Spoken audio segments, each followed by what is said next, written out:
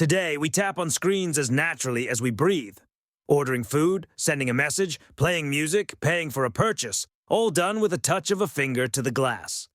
The touchscreen has become so commonplace that it seems like it's always been around. But in reality, this invention didn't originate with smartphones or Apple or even computers. The history of the touchscreen began much earlier and not in the world of entertainment at all. It all started in the 1960s. Back then, computers were huge machines that occupied entire rooms, and the term user interface was hardly used by anyone. In 1965, British engineer Eric Johnson from the Royal Radar Establishment in England began working on a radar control system. The military needed to control complex screens faster and more easily than with buttons and switches. That's when Johnson proposed the idea of a screen that could be touched directly. This was the first capacitive touchscreen in history. It didn't look like modern smartphones, but the principle was brilliantly simple. The screen surface conducts an electric current, and when a person touches it with their finger, the electric field changes. The system detects this change and understands where the touch occurred.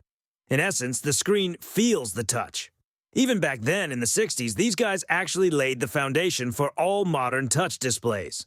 But the technology was too expensive, complex, and cumbersome for mass use.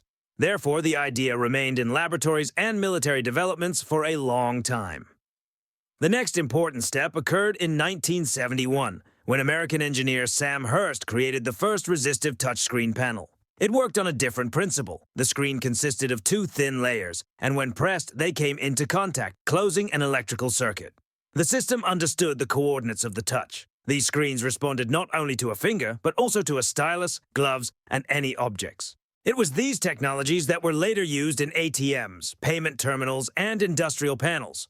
But all this was still not for ordinary people. Touchscreens existed, but they lived in the world of science, the military, factories, and laboratories.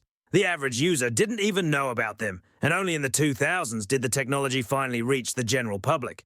The real breakthrough came in 2007 when Apple released the first iPhone, and that's when the touchscreen became not just a technology, it became a way of life. People suddenly realized that buttons were no longer needed. Everything could be done with gestures, swipe, tap, zoom, scroll. This was a complete revolution in the logic of human interaction with technology. From that moment on, touchscreens began to conquer everything: smartphones, tablets, ATMs, terminals in stores, cars, elevators, coffee machines, cash registers, even refrigerators. The world literally began to be controlled through glass. To put it simply, the principle of operation of a touchscreen today looks like this. The glass creates an electric field, a person's finger is a conductor, when touched, the field changes, the controller registers the change, and the processor translates this into a command. You pressed, the system understood. There is no magic, only physics, electronics, and mathematics. The funniest thing about this story is that the touchscreen was not invented for the convenience of people, not for smartphones, and not for entertainment. It was invented for military radars and scientific tasks. And in the end, it became the most widespread technology for human interaction with technology in history.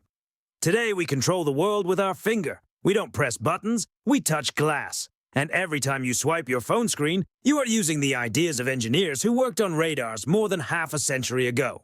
This is such a technological paradox: military developments, laboratories, smartphones, everyday life. And if you think about it, it's truly beautiful. The most complex technologies ultimately become the simplest to use. You simply touch the glass, and behind that touch are decades of engineering, experiments, mistakes, discoveries, and ideas from people whom no one knows, but whose work the whole world uses. The touchscreen changed not only devices, it changed people's behavior. We became faster, more impatient. We got used to instant reaction, to instant response, to instant results. The world became interactive, not static, but alive. And all this didn't start with the iPhone, not with the design, not with the applications, but with the idea of one engineer who thought, what if a person could simply touch the screen? One idea, one solution, one experiment, and in the end, a new form of human interaction with reality. That's how technology works. First, a strange idea, then a laboratory, then years of development, then mass adoption. And then we can no longer imagine life without it. That's how technologies that change reality are born.